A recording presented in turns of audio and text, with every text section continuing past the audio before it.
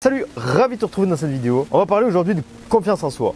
La confiance en soi, c'est un sujet qui me passionne.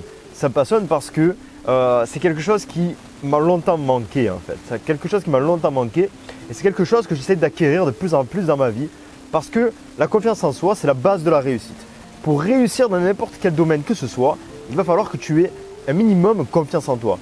Si tu n'as pas du tout confiance en toi, tu vas avoir du mal à avancer parce que la confiance en soi est essentielle à la construction et au rapport au monde. C'est-à-dire que tu vas avoir des difficultés à aller vers les gens, tu vas avoir des difficultés à dialoguer avec les gens, des difficultés à t'intégrer, des difficultés à rencontrer des personnes, etc. Moi, c'est ce que j'avais pendant des années. J'avais du mal à communiquer, j'avais du mal à aller dans des groupes, j'avais du mal à m'exprimer, voilà, à me faire des amis comme ça, aller voir des personnes dans la rue que je ne connaissais pas. Voilà. Si tu as du mal à faire ça, tu ne peux pas créer d'opportunités. Parce que les opportunités, c'est les gens, c'est les situations, les événements, tout ça. Mais ça vient principalement des gens, c'est les gens qui t'apportent les opportunités. Tu crées les opportunités en sortant de ta zone de confort et en allant parler à d'autres personnes que ton cercle d'amis quotidien qui sont dans ta zone de confort. Et pourquoi la confiance en soi est aussi un facteur de réussite? Parce qu'elle est le contraire de l'anxiété. Et plus elle se développe, plus l'anxiété diminue. C'est-à-dire que si tu n'as pas confiance en toi, tu es anxieux. Et si tu es anxieux, eh bien tu as du mal à faire des choses, tu as du mal à passer à l'action, tu penses trop, tu stresses trop. Le stress est très mauvais. Quand tu es stressé, tu es bloqué. Alors que quand tu as confiance, tu n'es pas bloqué. Je te donne un exemple tout bête, mais à l'époque, je faisais du breakdance, les figures, tout ça, les saltos, etc. Sûrement que tu connais, c'est le hip-hop, mais le hip-hop au sol avec beaucoup plus de figures en fait. Et je voyais beaucoup de personnes faire des saltos arrière, par exemple. Pour moi, c'était impossible parce que j'étais anxieux, j'avais pas confiance en moi. Pour moi, je n'avais pas la confiance.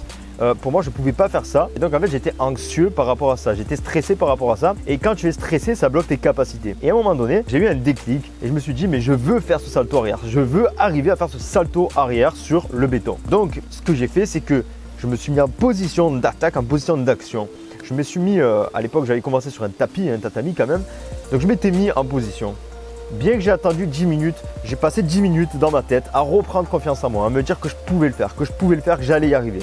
Et pendant ces 10 minutes, la confiance est montée. Elle est montée très haut, à tel point que avant de le faire, avant d'essayer pour la première fois à le faire, j'étais sûr de pouvoir le faire. Et à ce moment-là, j'ai plus réfléchi, je me suis dit je vais faire ce salto arrière.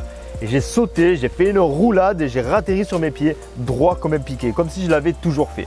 Et tout ça parce que j'avais pris confiance en moi. Et tu as pu le remarquer certainement dans plusieurs situations, quand tu n'as pas confiance en toi, tu es bloqué. À l'école par exemple, certainement que ça t'est arrivé aussi quand tu passais en mode poésie devant toute la classe pour parler, pour raconter de poésie ou pour parler de quelque chose, de faire un exposé, etc. En général, les personnes étaient stressées. Et les personnes stressées avaient du mal à trouver les mots, elles bégayaient, etc. Et c'était mon cas, et peut-être que c'était ton cas, je ne sais pas, dis-moi-le dans les commentaires. Et tu peux voir que les personnes qui n'étaient pas stressées trouver les mots, même si ce qu'elle disait était pourri, nul à chier, mais elle trouvait les mots parce que le stress, c'est l'anxiété, c'est la différence de la confiance en soi. Et si tu es anxieux, tu rates les choses parce que voilà, tu oses pas vraiment agir et ouvrir pleinement tes capacités, utiliser pleinement ton potentiel. Bref, la confiance en soi, c'est ça. La confiance en soi, c'est en fait l'estime de soi. C'est l'estime de soi et la confiance en soi est une composante de l'estime de soi. Dans l'estime de soi, il y a 3 composantes. Il y a l'amour de soi, la bonne image de soi et la confiance en soi. Et en fait, en développant ces 3 composantes, tu vas avoir une bonne estime de toi et donc en fait une bonne confiance en toi. Donc voilà, retiens juste ça, la confiance en soi, c'est juste la certitude profonde de pouvoir faire face aux événements qui vont arriver dans une situation future. Donc voilà, tu es certain de pouvoir faire face, par exemple, de pouvoir, là comme moi dans mon cas, j'étais certain de pouvoir faire le salto arrière parce que j'avais repris confiance en moi en pensant dans ma tête, je vais y arriver, je vais y arriver, je vais y arriver. Donc avant de te partager des techniques pour reprendre confiance en toi, il y a 2 questions à te poser. Déjà la première c'est une prise de conscience. La première question c'est quoi est-ce que ma réalité, mon monde ressemblerait si j'avais confiance en moi? À quoi ressemblerait mon monde si je m'aimais vraiment, si j'avais vraiment une bonne image de moi? Qu'est-ce que je pouvais faire si j'avais vraiment cette bonne image de moi, si je m'aimais, si j'étais pleinement conscient de toutes mes capacités? Qu'est-ce qui se passerait? Qu'est-ce qui changerait? Donc voilà, avoir confiance en soi, c'est pas difficile. Reprendre confiance en soi, c'est pas difficile. C'est juste un travail de longue date. Mais la première chose à faire pour éviter que ce soit difficile justement, c'est déjà d'apprendre à changer son point de vue sur cette chose-là. Accepter qu'on n'a pas confiance en soi, accepter qu'on ne s'aime pas, ça passe d'abord par l'acceptation. Ensuite, mettre en place les actions pour reprendre la confiance en soi. Donc comme je te l'ai dit là, pose-toi ces deux questions-là. À quoi ressemblerait ton monde si tu avais confiance en toi? Et la deuxième question, à quoi ressemblerait ton monde si tu t'aimais vraiment, si tu avais une bonne image de toi, si tu étais pleinement conscient de tes capacités, si tu étais certain de réussir n'importe quoi dans ta vie? Qu'est-ce qui changerait? Ça passe par là, la prise de conscience. Ensuite, là, je vais te partager donc des techniques pour reprendre confiance en toi, pour te redonner une bonne estime de toi à long terme. Donc la première technique, la première chose, c'est déjà de réfléchir si tu t'aimais. Qu'est-ce qui se passerait si tu t'aimais? Ensuite, deuxième chose, c'est apprendre à t'aimer. Dis-toi que tu t'aimes. Dis-toi que tu t'aimes, tout simplement. Regarde-toi dans le miroir régulièrement dans la journée et dis-toi, je m'aime. Je m'aime, je m'aime, je m'aime, je m'aime. Ou je m'approuve, j'ai confiance en moi, j'ai confiance en mes capacités. En fait, tu te fais des affirmations positives. Tu peux le répéter 50, 100 fois, 200 fois par jour. Plus tu vas te le répéter, plus ça va être ancré dans ton subconscient. À force de te le répéter tous les jours, même si tu penses que c'est ridicule, dans le long terme, tu verras que ça va agir vraiment positivement. Donc les affirmations positives, c'est la deuxième chose. Eh bien, c'est très positif. Il faut s'en faire régulièrement. Ensuite, troisième chose, c'est de ne plus te dénigrer. Plus jamais tu vas te dire que tu es nul, que tu es moche, que tu n'as pas de capacité à faire ça, à faire telle chose, à faire telle chose. Tout simplement, arrête de te dénigrer sous quelconque forme que ce soit. Arrête de te dénigrer. Plus jamais tu vas te dénigrer. Plus jamais tu vas te dire que tu es nul, que tu es moche, etc., etc. Parce qu'en te disant ça, tu accentues, tu renforces l'anxiété. Donc tu éloignes la confiance en soi. Donc c'est assez bête. Quatrième chose, quatrième technique, quand tu vas faire quelque chose de bien, tu vas le souligner. Tu vas dire, ah, ce que j'ai fait là, c'était bien. Franchement, j'ai fait une bonne action, j'ai fait quelque chose de positif. J'ai fait quelque chose de positif pour moi, pour les autres. C'était bien ce que j'ai fait, tout simplement. On s'en fout de ce que les autres vont penser. Remercie-toi, même si tu es en pleine rue, tu dis, ah, ce que j'ai fait là, merci à moi, c'était super, c'était une bonne action. Donc ça, c'est quand tu fais quelque chose de bien. Si tu fais quelque chose de très bien, pareil, tu vas le souligner, mais encore plus. Tu peux même le fêter. Tu fais, je sais pas, une très bonne action, une très grosse avancée vers, je sais pas, vers un projet. Tu vas le fêter. Tu vas peut-être t'offrir un restaurant, peut-être un cinéma, un jeu vidéo, n'importe quoi. Mais offre-toi quelque chose, une récompense lorsque tu fais une très bonne action, quelque chose qui te fait avancer dans la vie. Ensuite, là, je vais te donner vraiment une technique essentielle, une technique vraiment qui va être ultra bénéfique pour améliorer ta confiance en toi.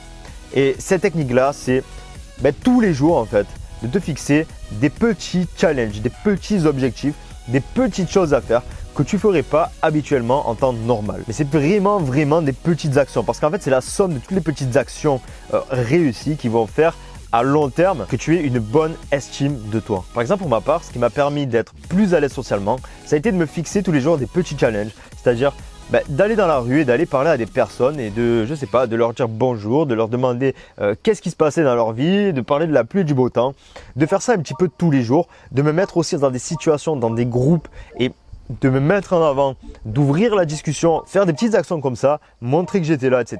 Tu vois, c'est des petites actions, il suffit juste de me mettre un petit peu plus en avant, d'aller voir une personne, de dire bonjour, d'aller dans un groupe et de dire ouais, moi je pense ci, moi je pense ça, et si on faisait ça, et si on faisait ci, tu vois, au lieu de rester toujours renfermé comme je le faisais à l'époque, faire des petites actions comme ça m'ont permis maintenant de pouvoir être beaucoup plus à l'aise socialement. Ça m'a pris 4 ans à 5 ans, mais c'est pas grave, ça me permet quand même d'être beaucoup plus à l'aise. Et la vie de toute façon, c'est un marathon, ce n'est pas une course. Si tu cherches à aller trop vite, il y a de fortes chances que ça devienne encore plus long. Il faut agir lentement mais sûrement. En fait, plus tu vas oser faire des choses, plus ta confiance en toi va augmenter. Plus tu vas oser faire des choses que tu ne faisais pas habituellement, plus ta confiance va augmenter. Je le répète, c'est la somme de toutes les petites actions que tu vas faire au quotidien qui vont renforcer qui tu es dans le long terme, qui vont renforcer ta confiance en toi. Tous les jours, en fait, tu vas poser une action qui va être inspirante pour toi, qui va te faire gravir les échelons vers le sommet, c'est-à-dire vers tes objectifs, qui va te faire avancer vers tes objectifs. Et même si elle est imparfaite, on s'en fout. Pose une action inspirante et imparfaite. C'est pas des actions de malade mental, sortir totalement de sa zone de confort, c'est-à-dire si tu es ultra timide, aller voir une fille dans la rue, la prendre par la tête et l'embrasser par exemple, c'est pas du tout ça. C'est peut-être si tu es timide, si tu as du mal avec les relations, par exemple avec les filles ou avec les mecs, si tu es une fille qui me regarde, l'action que tu peux faire tous les jours, c'est déjà aller voir une fille ou aller voir un gars et dire bonjour. Bonjour. Tu commences par ça, un bonjour. Ensuite, ça va être un bonjour, comment tu vas? Ensuite, ça va être le numéro de téléphone, etc., etc. Pose des petites actions inspirantes et imparfaites tous les jours et ça va t'amener étape par étape à reprendre confiance en toi. Donc, je vais résumer rapidement les points essentiels pour reprendre confiance en soi. Donc, c'était déjà de t'aimer, de te répéter régulièrement que tu t'aimes, de renforcer ce que tu fais de bien, fêter toutes les actions qui sont réussies en fait et qui t'apportent de la gratification. Tout ça, tu vas le fêter. Toutes ces petites victoires, tu vas les fêter. Ensuite, c'était de ne plus jamais te dénigrer. Plus jamais tu vas te dire que tu es moche, plus jamais que tu vas te dire que tu es nul, etc., etc. Tous les jours, tu vas poser une action inspirante et qui peut être imparfaite, c'est pas grave. Mais l'essentiel est de poser tous les jours des petites actions inspirantes, de se challenger au quotidien en mettant des actions en place qui te font sortir de ta zone de confort de l'ordre de 3 à 5 sur 10 sur l'échelle de 1 à 10. Voilà, pas des actions de malade mental, c'est les petites actions qui vont te façonner, c'est les petites actions qui vont faire dans le long terme qui tu seras. Donc ça fonctionne étape par étape. On reprend confiance en soi étape par étape. Et peut-être que même si c'est dans 5 ans, tu auras énormément confiance en toi. Imagine, peut-être qu'aujourd'hui, tu as du mal à parler devant 3 personnes. Mais peut-être que si tu fais des actions inspirantes et imparfaites tous les jours, que tu fais toutes les techniques que je viens de te citer dans cette vidéo, peut-être que dans 5 ans ou dans 10 ans, tu pourras parler devant 1000 à 2000 personnes. Et ça, c'est un énorme pas. Et ce qui compte, comme je te l'ai dit, c'est d'arriver au bout. La vie, c'est un marathon, ce n'est pas une course. Peu importe le temps que ça prend, peu importe les autres, s'ils y arrivent plus rapidement que toi ou pas, ce qui compte, c'est d'y arriver et de passer à l'action. Pour ne pas regretter une fois sur ton lit de mort, de ne pas être passé à l'action et d'être passé à côté de choses qui t'inspiraient. Passer à côté de ta vie carrément. L'essentiel, même si tu n'y arrives pas, il faut que sur ton lit de mort, tu te dises, même si j'ai pas réussi, j'ai au moins essayé. J'ai au moins la gratitude d'avoir essayé, d'être passé à l'action et de ne pas m'être morfondre et d'être resté dans ma zone de confort sur mon canapé à rien faire. Et dans tous les cas, de toute façon, il y a un effet cumulé. Si tu mets en place les bonnes actions régulièrement, il est certain, pour moi il est certain, il y a 100% de chance, 100% de réussite, 100% de chance de réussir dans le long terme. Si tu mets en place des actions tous les jours régulières, si tu as fait des habitudes, dans le long terme, pour moi, il est à 100% sûr de réaliser ses objectifs si tous les jours tu mets un pas de plus vers cet objectif. Voilà pour cette vidéo, j'espère qu'elle t'aura inspiré, j'espère qu'elle t'aura aidé, j'espère qu'elle va te motiver à oser, à passer à l'action et j'espère que ça va t'aider énormément à reprendre confiance en toi. Sur ce amigo, je te souhaite de passer une très belle journée et je te dis à bientôt pour la prochaine vidéo. Sur ce, porte-toi bien, passe à l'action tous les jours, c'est très important. Vivons heureux, vivons libres. Ciao!